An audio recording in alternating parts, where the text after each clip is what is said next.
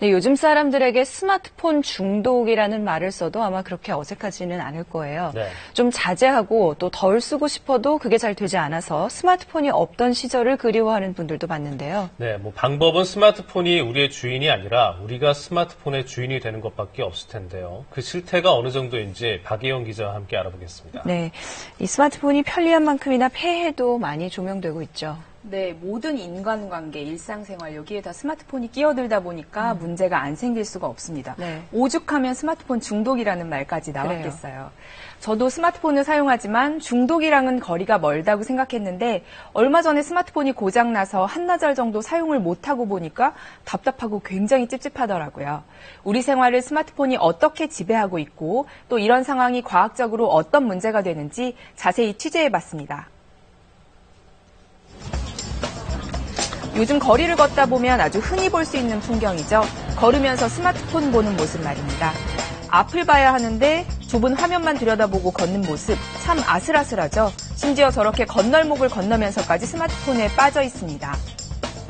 거기에만 집중하다 보니까 길을 걷다가 차에 치일 뻔한 적도 있고. 스마트폰 보다가 버스를 놓친 적도 있고 그래요. 서로 얼굴만 들여다봐도 좋다고 하는 연인끼리 만났을 때도 대화 대신 이 스마트폰 화면만 두드리고 있습니다.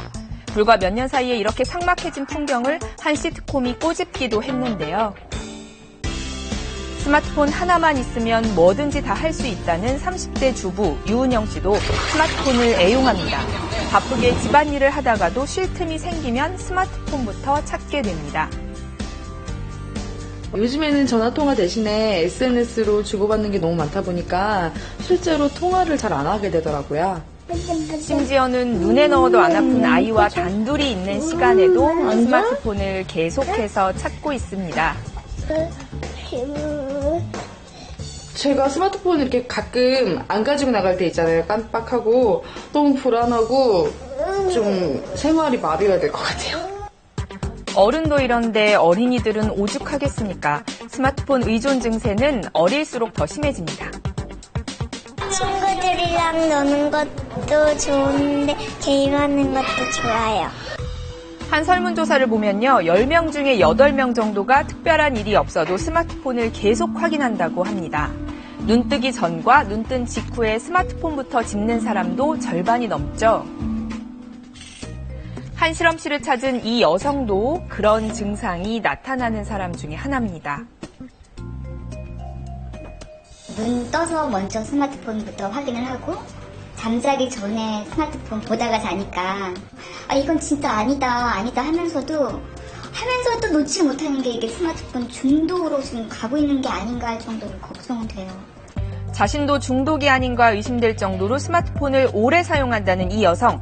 스마트폰이 이 여성의 뇌에 어떤 영향을 미치는지 알아보기 위해 두뇌 기능 검사와 자율 신경 검사를 진행했습니다. 검사 결과 이 여성의 뇌에서는 특이한 현상이 벌어지고 있었습니다.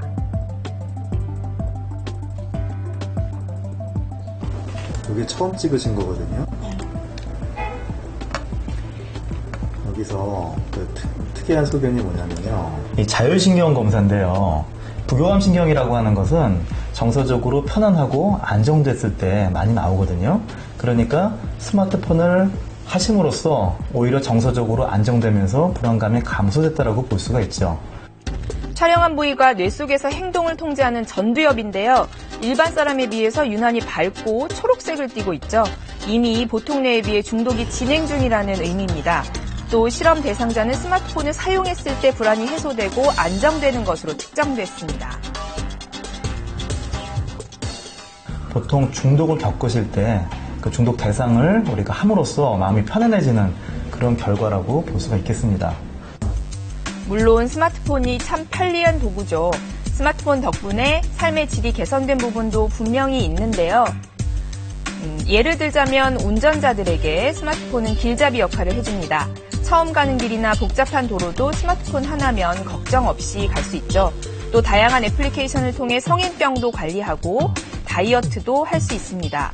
이처럼 제대로 활용하는 법만 터득하면 누구나 스마트폰의 순기능을 누릴 수 있습니다. 이 스마트폰을 사용할 때는 먼저 자기 생활에 맞는 그런 사용 원칙을 정해가지고 사용하는 것이 매우 중요합니다. 그리고 주기적으로 자기의 스마트폰 이용 습관을 한번 점검을 해가지고 조금씩 이렇게 개선해 나가는 거, 이것도 상당히 중요하다고 봅니다.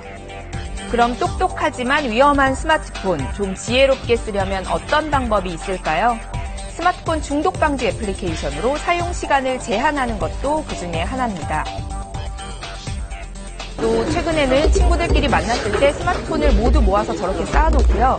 먼저 손을 대는 사람이 벌칙을 수행하는 게임도 있으니 시도해봐도 좋겠죠. 스마트폰 물론 편리한 도구입니다. 그런데요, 스마트폰보다 더 좋은 건 사람과 사람 사이의 온기라는 것도 다들 아시죠? 의존이 더 심해지기 전에 스마트폰 내려놓는 연습을 할 때입니다.